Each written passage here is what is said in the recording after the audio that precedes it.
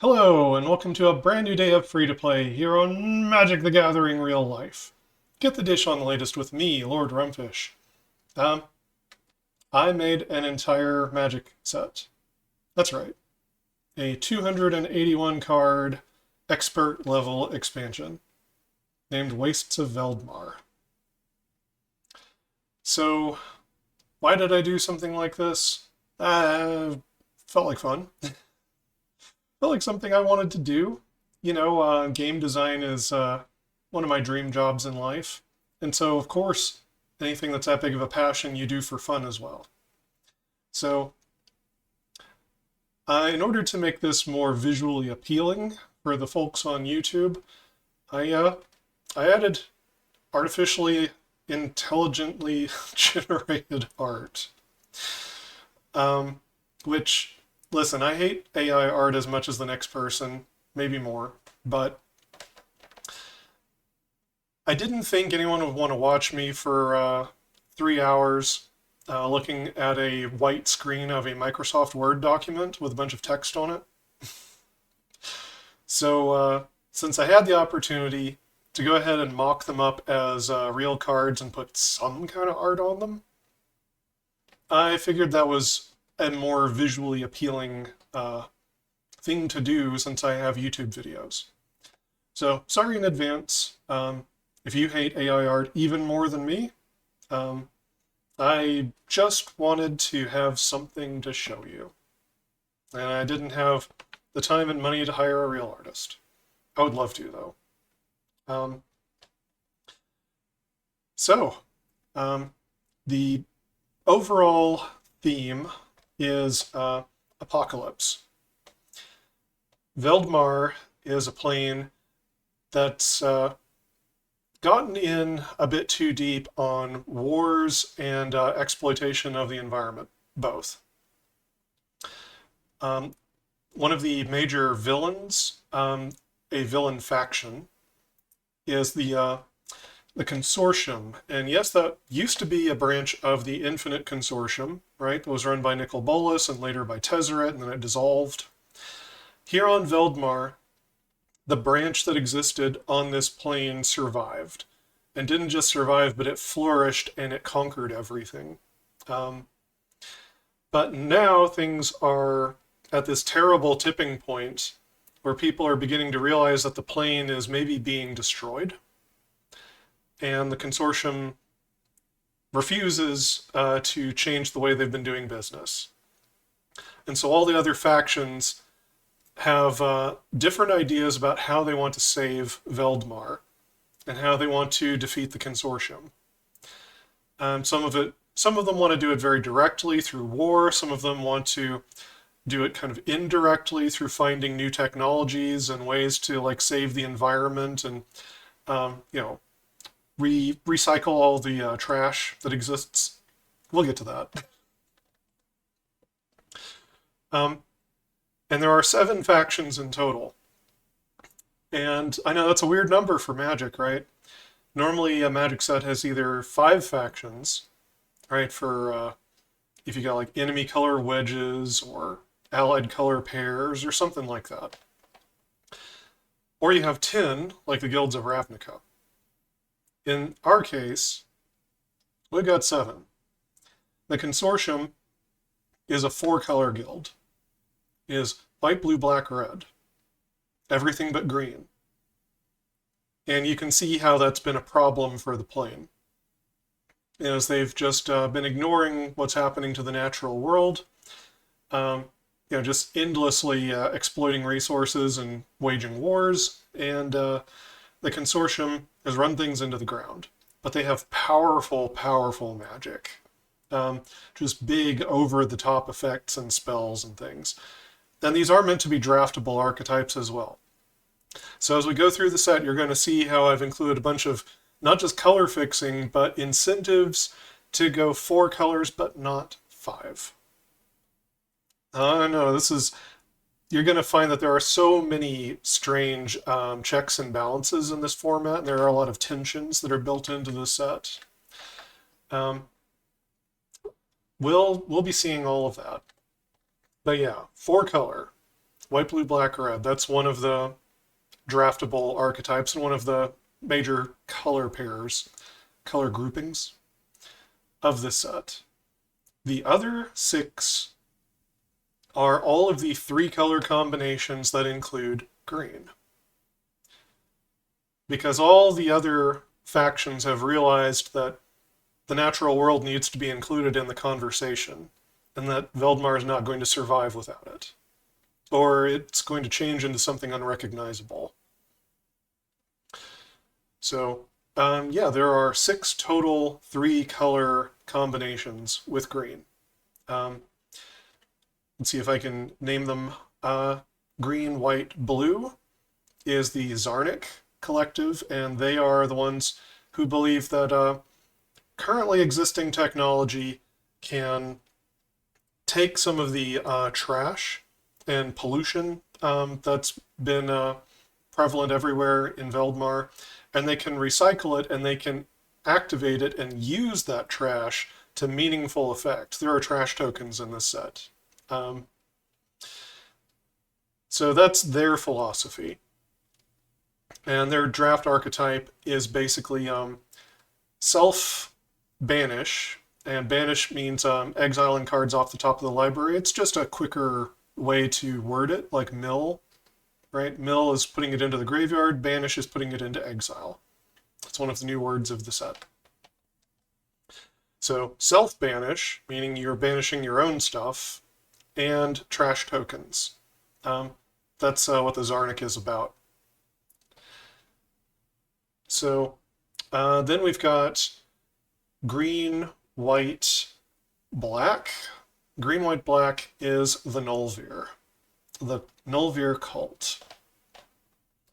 And the folks who've joined up with Nulvir have come to the decision that the processes and the structures in place on the plane are what has destroyed it.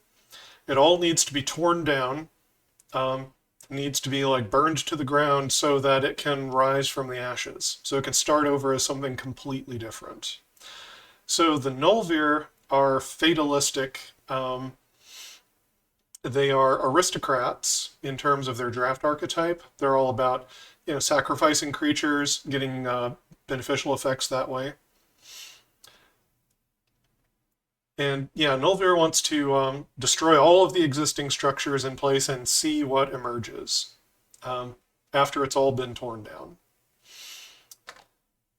Then we've got green, white, red. And green, white, red is the Roka Guild.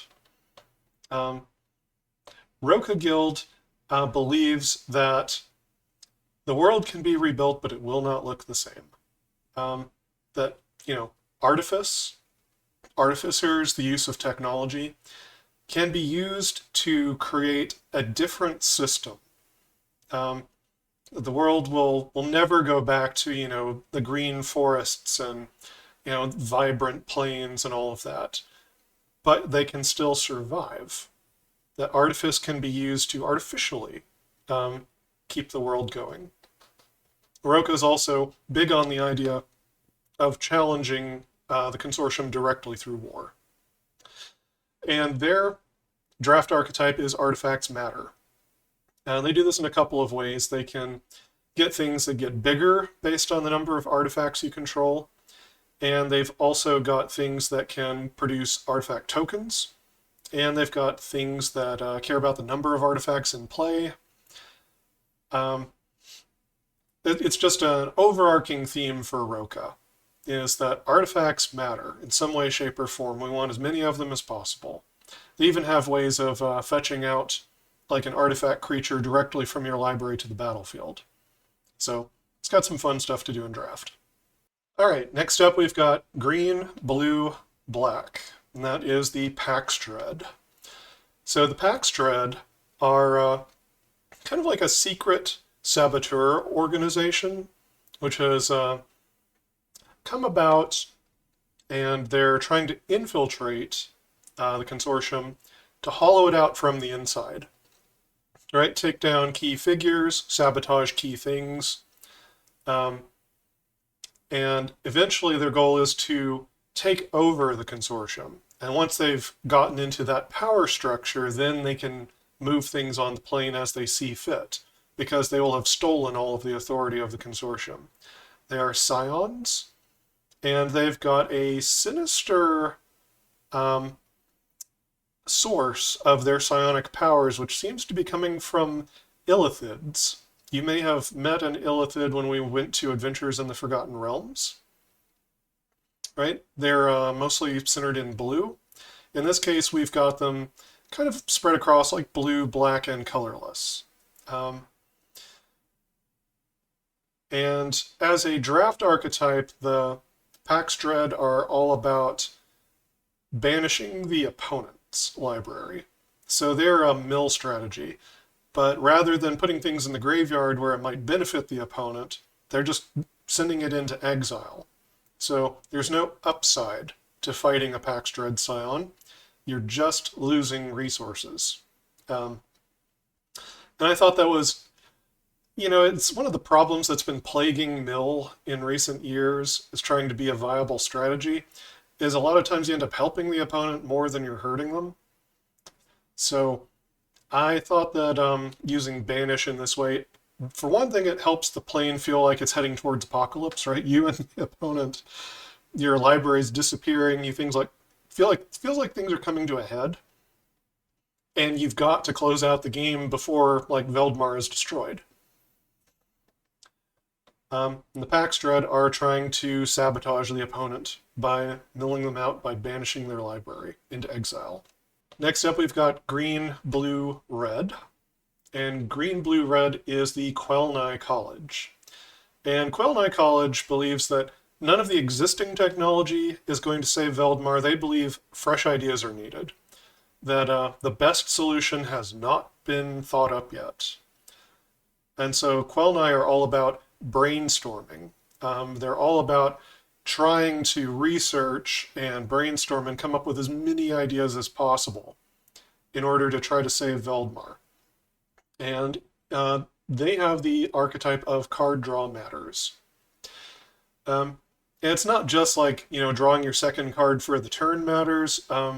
They've actually got a number of payoffs, based on, if you can draw X many cards, you're going to deal that much damage. Or, if you draw your third card for the turn, this happens. If you draw your fourth card for the turn, this happens. Things like that. So Quelnai College is all in on card draw as their way to try to deal with the apocalypse that's facing Veldmar. And finally, we have green, black, red, and that is the Ulthrak. And the Ulthrak believe that the strong will survive. So they've taken the philosophy of evolution to kind of an extreme level. And the Ulthrak believe that all they really need to do is make sure that they come out on top. Right? Make sure that they've weakened the consortium to the point that the consortium's no longer the top dog. And the Ulthrak will essentially become the apex predator of Veldmar. They will survive because they are strong and because they are the most fit. So as a draft archetype, they've got a mana cost of 6 or greater matters, for creatures especially. So they've got ramp cards, they've got things that can fetch up 6 mana creatures out of your library, things like that. So they want to go big. They want to get to the end game. They want to, just go over the top and outsize whatever the opponent's doing. And that is the factions of Wastes of Veldmar. So at this point, I think we should do a rules primer. So I mentioned this earlier, but we'll go ahead and show a card here. This is a common, Fatigued Angel. So when it enters the battlefield, you banish 1 and gain 4 life. Then you can see the reminder text there. It means exile the top 1 card of your library. And the reminder text will change if it's like any player banishes or the opponent banishes, it'll remind you that that player exiles the top that many cards of their library. And this all contributes to the feeling of the plane falling apart and the game quickly coming to a head, faster than normal. Plus, as I did mention, the Zarnik, one of the factions, do have self-banish as part of their archetype. They get benefits and triggers and things when they banish their own cards. So this isn't necessarily all just drawback. There are ways to build a deck that can take advantage of banishing your own cards. Another thing that we have is the trash token. So this describes what a trash token is. A trash token is a colorless artifact token named trash, which has pay 1 tap, sacrifice this artifact, mill 1, then surveil 1. So trash is not worth a whole card. It's not like a clue. And it's not even necessarily as powerful as a blood token. It does fill up your graveyard, and it can help filter cards for you, right? The mill is random, but the surveil you get to choose. So it does have benefits. And if you have specific graveyard synergies, they could have a lot of benefits. And of course, there might be other things you could do. Roka cares about artifacts in general, so trash tokens are useful there. The Zarnik especially care about trash tokens. They can do all kinds of neat things with them. They can animate them into creatures, help them counter spells. They can do all kinds of neat stuff with trash. You're going to see the return of drawing a card at the beginning of the next turn's upkeep. And that is kind of representing that things are more difficult. Life has become harsher on Veldmar. And so rather than getting rewards right away, sometimes you've got to wait for them. Sometimes you've got to pace them and time them. So it's just kind of a neat extra tension that's built into the set, and it's also allowed the reprint of a couple of old cards that normally you never see reprinted because they draw cards on the beginning of the next turn's upkeep. You might have seen it on the blue card earlier, but there is a sub-theme running through the set of Wast's Matter. So it's a tension that's in the set because you want as much mana fixing as you can to hit 3 and 4 colors, but there are payoffs for having wastes in your deck. And you might say, well, why would you do that? Why would you build something that has that much tension into a set? It leads to interesting choices. It means there could be some sideways drafts where you build the Wastes Matter deck instead of doing like one of the normal color groupings. It's also delivering on the feeling of Veldmar has problems. Just like the people of Veldmar, there are all these wastes when they would rather have forests and plains and islands and mountains. But they have wastes and they've got to deal with them. And so do you as the player. And that's up to you to decide. There's a mechanic called Bulwark. And Bulwark is a combat keyword. I decided that it goes into white, green, and blue. I'm always on the lookout for ways to give blue more combat keywords. It's a hard thing to do. Blue is such a cerebral color, and its creatures are usually kind of an afterthought. But I decided that if you make it an attack trigger, right, not on blocks, then pumping up something's toughness makes it a modestly better attacker, but it does not significantly change the combat math to where it would overpower a blue creature. And it also doesn't lead to board stalemates so much because you're encouraging offense with it by only triggering on attacks. So Bitter Tree Folk, it has Bulwark 2, and whenever this creature attacks, it gets +0/+2 until end of turn. Nice and simple. Just a boost that you get for some of your attacking creatures. So that's mostly it as far as the mechanics. I didn't go too crazy, adding a bunch of new mechanics to the set. A few of the rares and mythics have some one-of old mechanics that have returned. Like there's a card that has Provoke for example. But since those are just one-ofs, I figure you can read the reminder text when you get to that card, and it'll explain what it's doing. One interesting thing the Consortium does a little bit is it punishes itself in various ways if you control a forest. And this is because if you're in draft and you're looking for a reason to go 4-color, usually you would also go 5-color. And usually that's especially true because green is good at mana fixing, mana ramp, mana acceleration. It's good at all of those things that give you the mana that you need to put that archetype together.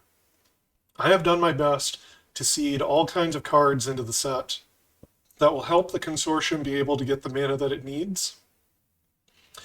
And then in order to stop a 5-color player from just poaching all of the best cards from the Consortium, I've added some clauses on a few of their cards, not all of them. But some of their good uncommons and things have these riders on them, like, as long as you control a forest, Consortium Angel gets -2/-2. Not unplayable, right? She would still be a 3/3 flying lifelink menace ward, pay 3 life. Which is, you'd be overpaying at 7 mana for a 3/3 that did all that, but it wouldn't be terrible. But obviously it's far superior to have that card as a 5/5. So, I'm not outright saying that you can't play 5-color. And in fact, you could just avoid the Consortium cards and go 5-color. That might be an option. But there are lanes and payoffs and ways to try to signal that this is the color combination you should get into. It should not have green in the mix. It's a hard thing to try to do. And I hope you all are excited. The next video I'm going to do after this one, we're going to just start running through the whole set. By the way, all the collector numbers are messed up. Don't worry about the collector numbers. There's 281 cards. The numbers are not right.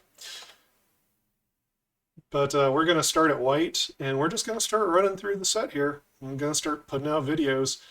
These are all for entertainment. Obviously this isn't a real Magic set. It's not for sale. It's just for your entertainment. But I wanted to share it with the world and put it out there. So let me know what you think. But reserve judgment until you've seen the whole set. And we'll pick it up next time. Until then, like and subscribe, check out my other videos, and never stop honing your critical thinking and empathy.